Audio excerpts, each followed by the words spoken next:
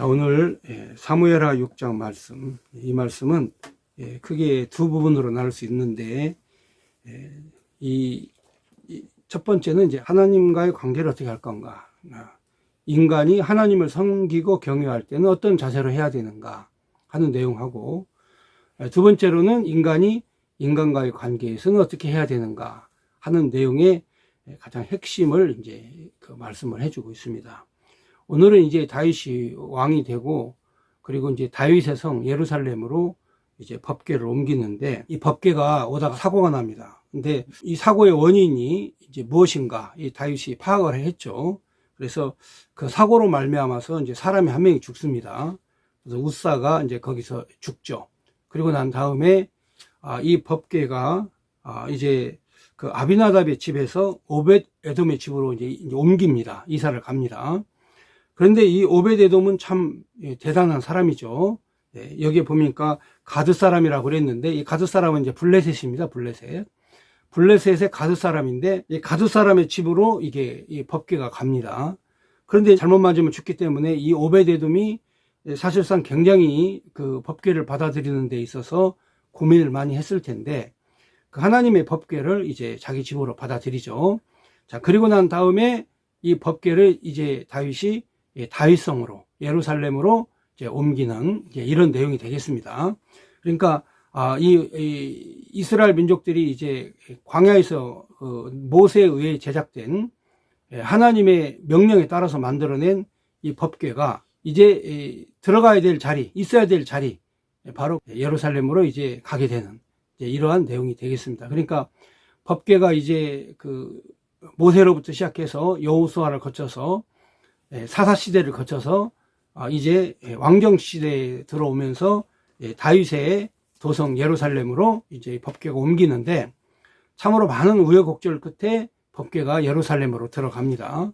심지어는 이제 블레셋과의 전쟁 때에는 이제 블레셋에게 법궤 뺏기기도 했죠. 법궤를 뺏기기도 해서 법궤는 그야말로 파란만장한 그런 역사적 운명을 가지고 있습니다. 그런데 이제 이 다윗이 그 소중한 법궤를 이제 예루살렘으로 옮기는 과정에서 이제 그 성경의 법이 아닌 그 사람의 생각으로 이제 그 법궤를 옮기다가 사고가 나는 겁니다.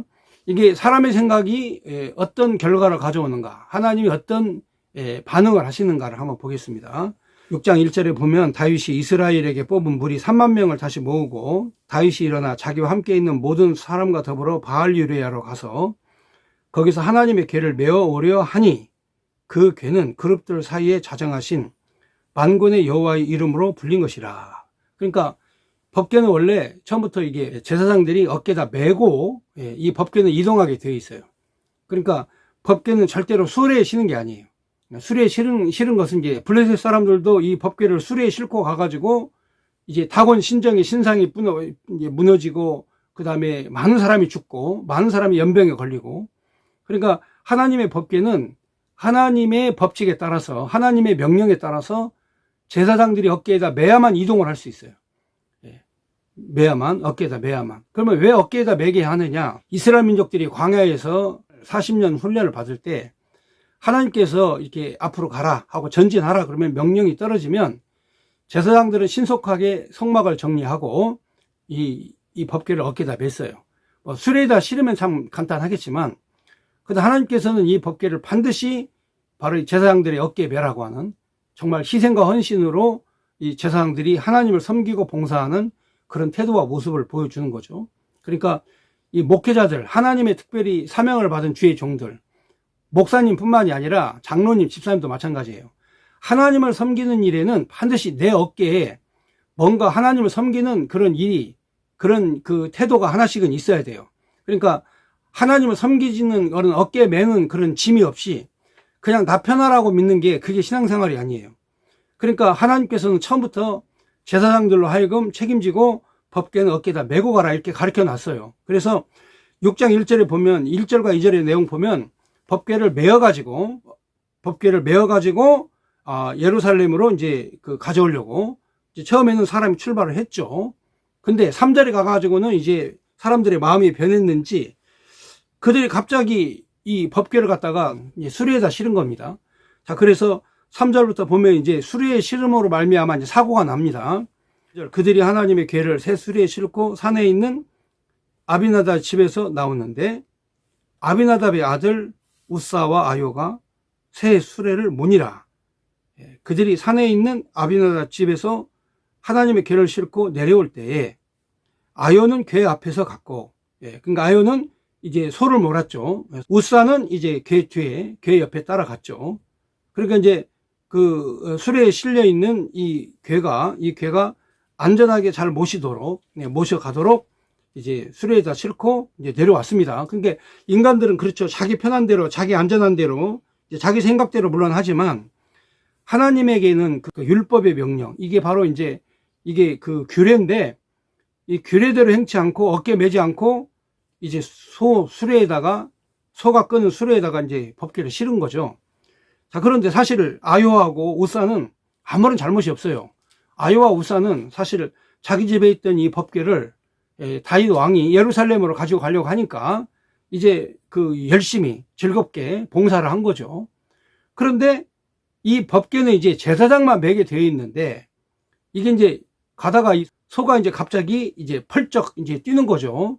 자, 소가 이제 펄쩍 이제 뛰는 이제 이런 상태가 옵니다.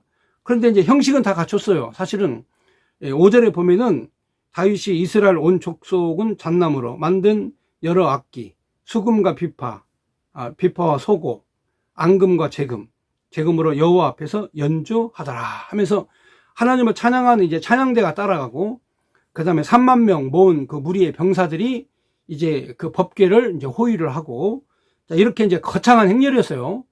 거창한 행렬이었는데 이 법궤가 가다가 이제 사고를 당합니다. 낙원의 타작마당에서 6절에 보면은 그들이 낙원의 타작마당에 이르를 때 소들이 뛰므로 우사가 손을 들어서 하나님의 궤를 붙들었어요. 이제 땅으로 떨어지지 않게.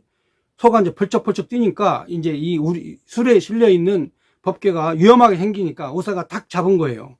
붙들으니까 여호와 하나님이 우사가 잘못함으로 말미암아 진노하사 그를 그곳에서 치시니 그가 거기 하나님의 궤 곁에서 죽으니라. 여호와께서 우사를 치심으로 다윗이 분하여 그곳을 베레세 우사라 부르니 그 이름이 오늘까지 이르니라. 베레세 우사라는 말은 우사를 때렸다, 우사를 쳤다 하는 뜻입니다. 그래서 베레세 우사, 베레세라는 말은 치다, 때렸다는 뜻인데 바로 우사를 치셨다. 하나님께서 그를 치셨다.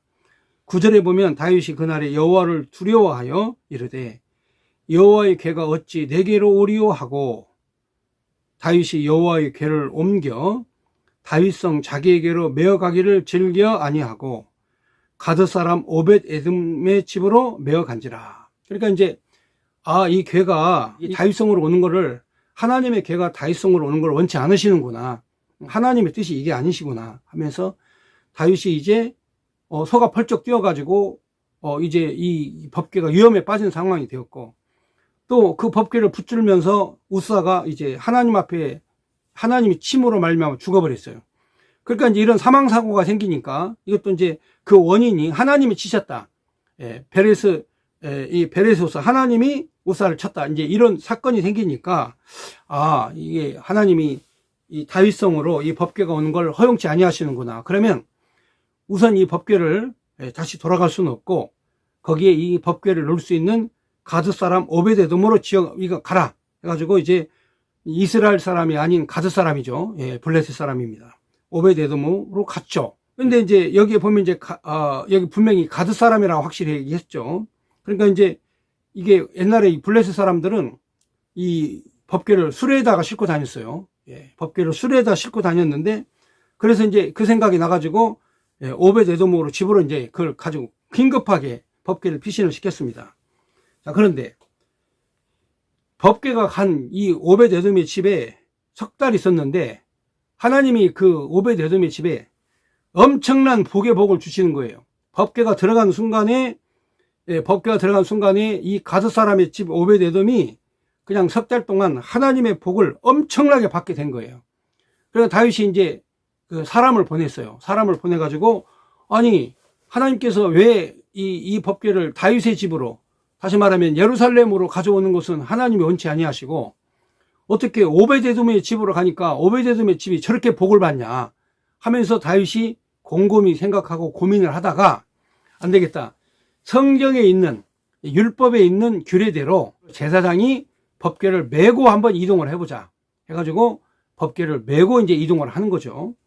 자, 거기에 11절 말씀부터 보시면 여호와의 궤가 가드 사람 오벳 에돔의 집에 석 달 있었는데 여호와께서 오벳 에돔과 그 온 집에 복을 주시니라 그랬어요. 그래서 어떤 사람이 다윗성에서 이제 보고를 하죠. 12절에 보면 어떤 사람이 다윗 왕에게 이르되 여호와께서 하나님의 궤로 말미암아 오벳 에돔의 집과 그 모든 소유에 복을 주셨다 한지라.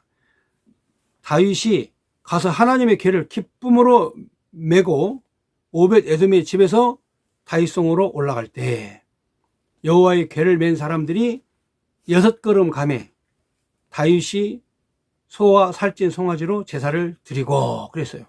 그러니까 다윗은 긴장을 해가지고 혹시 혹시 오벳 에돔의 집이 복을 받은 것처럼 바로 우리 다윗성도 오벳 에돔의 집처럼 이렇게 복을 받지는 않을까 이렇게 생각을 하고 이제 다윗이 법궤를 메고 오기로 했어요. 이제 수레에 실지 않고. 그래서 제사장들이 이제 어깨에다가 메고 나오는데 테스트를 해보자. 하나님이 기뻐하시는 건지 아니면 하나님이 아직 때가 아니신지 제사장들이 법궤를 어깨에다가 딱 메고 이제 6걸음, 1걸음, 2걸음, 3걸음, 4걸음, 5걸음, 6걸음 이렇게 옮기는데 아무 이상이 없는 거예요. 그러니까 하나님께서 기뻐하신다는 거죠. 그래서 다윗이 그 앞에서 있는 힘을 다해서 하나님께 찬송과 영광을 올리고 거기에다가 하나님이 기뻐하시는 번제의 규례에 따라서 예물을 하나님 앞에 드립니다. 13절에 여호와의 궤를 맨 사람들이 6걸음을 가매 다윗이 소와 살찐 송아지로 제사를 드리고 다윗이 여호와 앞에서 힘을 다하여 춤을 추었는데 그때 다윗이 배 에봇을 입었더라. 다윗과 온 이스라엘 족속이 즐거이 환호하며 나팔을 불고 여호와의 궤를 메어 오니라 그랬어요. 여기 이제 다윗이 입은 복장을 자세히 설명을 해줬는데 이 에봇이 뭐냐면은 치마입니다. 치마. 예. 제사장 에봇을 입었다. 그러면 이게 이제 치마죠. 예. 이제 땅까지 어깨에서부터 땅까지 쭉 늘어지면서 이제 그 허리에 띠를 하나 딱 묶으면 그게 에봇이 되는 거죠. 그러니까 이제 이스라엘 사람들이 이제 유목 생활을 하기 때문에 이제 밤에는 이제 차가운 그런 밤에 잠을 자야 되려면 자기가 입고 있던 이 옷 자체가 이제 이불이 되는 거죠. 이불이 돼서 발을 가리고 이제 잠을 잡니다. 그런데 이들이 이제 이런 생활을 했기 때문에 다윗도 이제 근엄하게 왕의 옷을 입고 있어야 되는데 다윗이 이날 따라서 이제 에봇을 입은 거죠. 배로 만든. 그러니까 왕의 복장을 벗어버리고 이제 어린아이처럼 법궤가 이제 이동을 하니까 기쁘고 즐거운 마음으로 하나님을 섬기는 마음으로 이제 그냥 편한 옷을 입었죠. 그런데 이게 이제 문제가 또 여기 사고가 또 생겨요. 여기서부터 이제 인간관계에 문제가 생기는 거죠. 여기도 사고가 생기는데 이게 무슨 사고냐면 이제 부부간 사고가 생긴 거예요.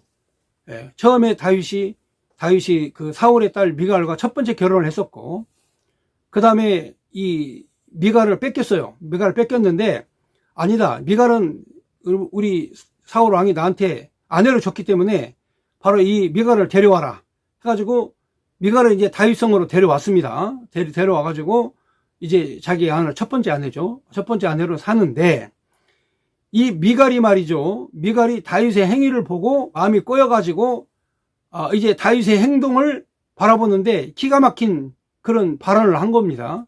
왜냐하면 다윗이 이제 베레스우사에서 사고가 나가지고 사람까지 죽었는데 3개월간 기다렸다가 그 하나님의 법궤를 다윗성으로 가져올 때 너무나 행복하고 너무나 기쁘고 너무나 감사하고 감격해서 다윗이 춤을 추는 거예요. 다윗이 이제 덩실덩실 이제 춤을 춥니다. 근데 여러분 이 에봇이라는 게 아까 말씀드렸다시피 치마라고 그랬죠. 이게 덩실덩실 발 돌리고 춤을 추다 보니까 알몸이 그 주변에 있는 많은 사람들에게 특별히 그 여자들에게 이제 그 알몸이 다 보인 거죠. 그러니까 이 미갈이 아내가 가만히 이거 보니까 다윗의 한 행위가 이게 너무 이게 말이 안 되는 거죠. 왕이 돼가지고 채통도 없이 말이죠. 그렇게 덩실덩실 춤을 추면서 속에 있는 그런 속것들을 다 보여주고 이게 문제가 심각해졌어요. 그래서 이제 이 미갈이 말이죠. 다윗에게 한마디 합니다. 자, 그러면 이 사고가 나는 내용을 한번 보겠습니다. 16절에 여호와의 궤가 다윗성으로 들어올 때에 사울의 딸 미갈이 창에서 내다보다가 다윗 왕이 여호와 앞에서 뛰놀며 춤추는 것을 보고 심중에 그를 업신여기니라. 여호와의 궤를 메고 들어가서 다윗이 그것을 위하여 친 장막 가운데 그 준비한 자리에 그것을 두매 다윗이 번제와 화목제를 여호와 앞에 드리니라. 다윗이 번제와 화목제를 드리기를 마치고 만군의 여호와의 이름으로 백성에게 축복하고 모든 백성 곧 이스라엘 무리에게 남녀를 막론하고 떡 한 개와 고기 한 조각과 건포도 한 덩이씩 나누어 주매 모든 백성이 각기 자기 집으로 돌아가니라. 자, 이렇게 해서 법궤를 참 힘들고 어렵게 이 법궤를 이동을 해가지고 예루살렘에 가져왔습니다. 자, 그런데 이 과정에 이제 마음이 꼬인 사람이 한 명 있는데 그게 이제 미갈입니다. 미갈이 마음에 저렇게 펄쩍펄쩍 뛰면서 춤을 추는 다윗을 보고 뭐라고 그랬냐면 업신여겼다 그랬어요. 업신여겼다. 자, 사람은 말이죠. 사람은 그 사람과의 관계에서 가장 중요한 게 존중입니다. 존중. 그러니까 우리가 흑인을 만나든 거지를 만났든 어린아이를 만났든 좀 정신이 좀 왔다 갔다 하는 사람을 만났든 그 사람을 업신여기는 태도를 가지면 안 돼요. 무조건 사람은 존중해 줘야 돼요.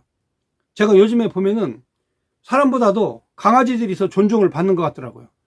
어떻게 요즘에 강아지 끌고 다니면서 이렇게 하는 사람들 요즘에 많이 보는데 막 강아지는 그냥 막 품에 안고 그냥 강아지를 이뻐하고 요즘에 이 강아지들을 얼마나 존중하는지 이 사람은 무시해도 강아지는 사람들이 존중을 해요.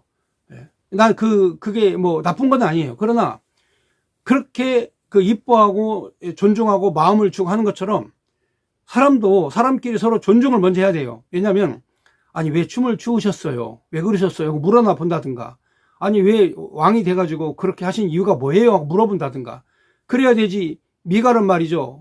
그냥 창에서 이렇게 바라보면서 자기 남편을 업신여기는 이런 마음을 갖고 있기 때문에 불행해지는 거예요. 그러니까 내가 상대방을 존중하게 되면 내가 행복하기 때문에 존중하는 것이고 내가 상대방을 업신여기는 건 내 마음이 불행하니까 상대방을 업신여기는 거거든요. 그러니까 인간관계라고 하는 것은 바로 이렇게 그 상호의 존중에 있어서 서로를 인정해 주는 게 매우 중요한 거예요. 그런데 이제 어떤 욕망이 막 있다든가 야망이 막 이글이글 거린다든가 이런 사람들은 인간을 존중할 줄을 몰라요. 그래서 인간이 어떤 고난을 당하고 고통을 당해도 그거를 즐기는 마치 그 나치 히틀러처럼 히틀러가 바로 그렇게 인간을 존중할 줄 몰랐어요. 그래서 600만 명이나 되는 유대인들을 학살을 하고 그리고 2-3천만 명이나 되는 사람이 전쟁에서 죽고 이런 자기의 야망과 욕망을 채우기 위해서 그 인간의 생명을 경시 여기는 거죠. 그러니까 인간의 생명을 존중히 여기는 국가는 그 나라는 발전하게 되어 있어요. 인간의 생명을 존중하지 않으면 그 나라는 반드시 망하게 되어 있습니다. 그런데 이제 다윗이 지금 이 춤을 추고 들어온 내용에 대해서 미갈은 무슨 뜻인지도 모르면서 그렇게 불량스러운 그런 옷을 입고 불량한 춤을 췄다 해가지고 다윗을 그냥 업신여긴 거죠. 그러니까 우리가 인간관계에서 성공하려면 반드시 그 존중하는 사람에 대하여 정말 존중하는 그런 태도 이런 태도가 매우 중요하다 하는 것을 이제 말씀을 드리는 겁니다. 자, 그러면 한번 읽어보겠습니다. 10절에 보면 미갈과 다윗의 관계에 있어서 왜 미갈이 다윗을 존중하지 않았고 왜 그를 업신이 여겼나. 자, 그 내용을 한번 파악해 보겠습니다. 20절에 다윗이 자기 가족에게 축복하러 돌아오매 사울의 딸 미갈이 나와서 다윗을 맞으며 이르되 이스라엘 왕이 오늘 어떻게 영화로우신지 방탕한 자가 염치 없이 자기 몸을 드러내는 것처럼 오늘 그의 신복의 계집종의 눈앞에서 몸을 드러내셨도다 있어요. 그러니까 어느 정도 이 용어를 보면은 그 마음의 태도가 나와 있는데, 사울의 딸 미갈이 사용한 단어가 뭐냐면, 자, 다윗은 이제 그 하나님과의 관계에서 기쁘고 즐거운 마음으로 춤을 췄는데, 미갈은 그 마음속에 하나님이 없어요. 하나님이 없고 그냥 인간만 바라본 거예요. 그러니까 우리도 인간관계에서 하나님이 있는 상태에서 사람을 바라보는 거하고, 하나님이 없는 가운데에서 인간과 인간끼리만 바라보는 거하고는 차원이 달라요.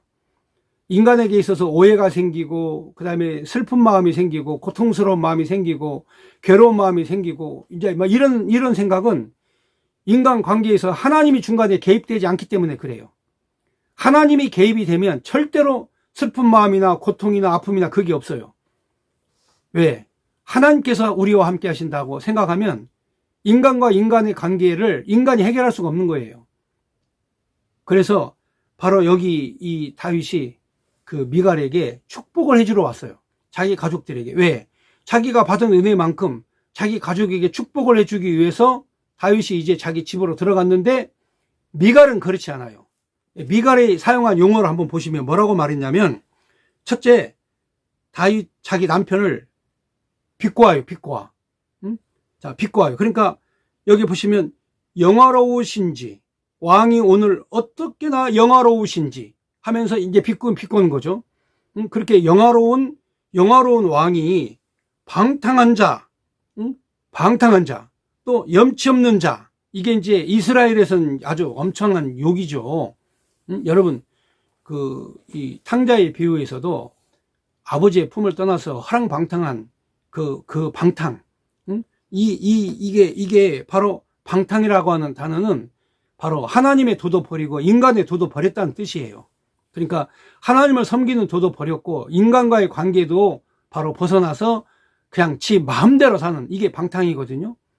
그 다음에 염치라는 건 여러분도 알다시피 그 인격을 다스리지 못하는, 자기 인격대로 하지 않고 자기 마음대로 하는, 이게 방탕하고 염치 없는 사람이다 하면서 어떻게 해서 많은 사람들 앞에, 계집종 앞에 어떻게 알몸을, 그 속것을 다 드러내고 보이냐 하면서 다윗을 업신이 여겼던 자신의 마음을 얘기를 한 거예요.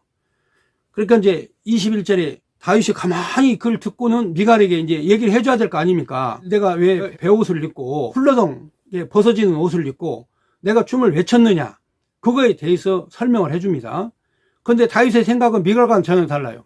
미갈은 이제 인간적 관계에서 인간끼리의 관계를 생각을 했지만, 다윗은 내가 춤을 춘 거는 나는 하나님 앞에서 춤을 춘 거다 하면서 하나님과 자신의 관계를 이제 설명을 하는 거예요.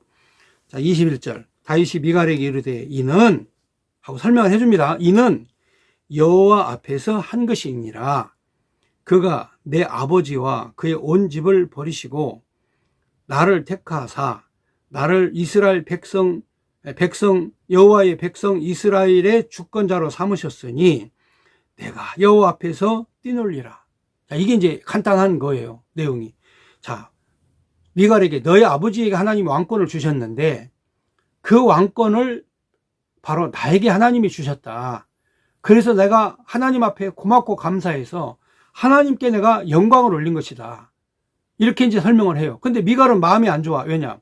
자기 아버지가 계속 왕이 되었으면 자기 마음이 편안할 텐데 자기 아버지의 왕권을 빼앗아 가지고 하나님이 다윗에게 줬어. 그러니까 이 미갈의 마음이 꼬인 거예요.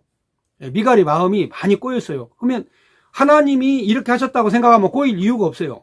왜 그러냐면 여러분도 알다시피, 자, 다윗이 누굽니까? 나를 데리고 다른 사람에게 아버지가 줬어도 내 첫 번째 부인이니까 내가 데리고 살아야 된다, 데려와라 해가지고 미갈이 온 거지 않습니까? 그렇다면 하나님께서 우리 아버지에게 주었던 왕권을 우리 남편에게 주었다라고 생각하면 행복하고 편안하고 기쁘고 즐거운 마음으로 살아갈 수가 있는 거예요. 그런데 자꾸 이 미갈은 옛날에 있었던 이야기를, 옛날에 있었던 사건을 자기 생각대로 막 생각을 해내는 거예요. 그러니까 인간 삶에 있어서 가장 문제는 하나님이 하신다라고 생각하면 내 문제를 간단히 해결할 수 있는데 자꾸 내 생각이 개입이 되는 거야. 그러니까 미갈이 가만히 생각해보면 너무 억울하고 분한 거야. 왜 우리 아버지가 가져야 될 왕권을 왜 우리 남편이 갖냐? 이게 어리석은 거죠. 하나님이 하셨다고 생각하면 기쁘고 즐거운 마음으로 다 받아들일 수 있는데, 하나님을 빼버리고 인간의 생각으로만 생각을 하니까, 인간의 생각으로만 하니까 업신여기는 마음이 생기죠. 남편이 방탕한 것처럼 보이죠. 염천한 것처럼 보이죠. 그러니까 뭐 이게 자기 인생이 행복할 리가 없는 거죠. 그래서 오늘 이 미갈의 행동과 이 태도에 대해서 우리가 잘 분석을 하면 우리 인간의 그 관계, 인간과의 관계, 이 삶의 문제를 다 해결할 수가 있습니다. 그래서 다윗이 미갈에게 바로 하나님께서 바로 너희 아버지에게 주었던 왕권을 나에게 주었다. 그래서 나는 하나님 앞에 감사한 것이다 하고 본질적 내용을 설명을 해주는 거예요. 그러니까 다윗은 하나님께 대한 그런 신관, 하나님에 대한 그 관점, 이것이 확실하게 있었는데, 미갈은 그 훌륭한 남편하고도 살면서도 자기 남편이 자기를 다시 데려와서 자기 아내로 삼은 훌륭한 남편하고 살면서도 바로 인간관계, 인간 생각, 인간의 그런 욕망, 이것만 갖고 있기 때문에 바로 다윗을 업신여기죠. 방탕한 자로 보죠. 염천한 자로 보죠. 그러니까 자기 삶이 불행해질 수밖에 없는 거죠. 인간관계에서 승리하는 유일한 방법은 한 가지밖에 없어요. 다윗처럼 바로 내가 사망의 묻힘한 골짜기를 다녀도 내가 해받음을 두려워하지 않을 것은 주님이 나와 함께 하신다. 이 생각을 가지면 절대로 손해볼 일이 없다. 그래서 다윗이 이렇게 설명을 해줍니다. 그러면서 22절에 내가 하나님 앞에서 뛰어논 거지 내가 사람들을 보라고 한 건 아니다. 내가 하나님 앞에 기쁘고 즐거운 마음으로 뛰어논 것이다. 그리고 하나님을 찬송 드린 거다 하면서 깨달지 못하는 미갈에게 잘 설명을 해줬는데, 여러분 그 다음부터 다윗이 어떻게 마음이 가겠습니까? 자기를 업신여기죠. 자기를 방탕한 자라고 그러죠. 그리고 자기를 염치 없는 놈이라고 그러죠. 그러니까 부부간의 관계 깨지는 거죠.